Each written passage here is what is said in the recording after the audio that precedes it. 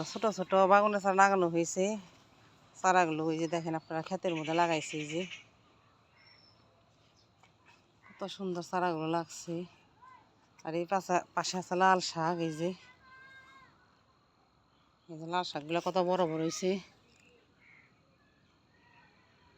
ধইনা পাতাগুলো কত বড় বড় হয়ে গেছে। পাশে আছে এই যে পাশে মূলা, আর আছে পাইপাগুলা, এই যে পাইপাগুলা পাইকা পাইকা গেছে। এই যে ছোট ছোট গাছে পাইপাইছে।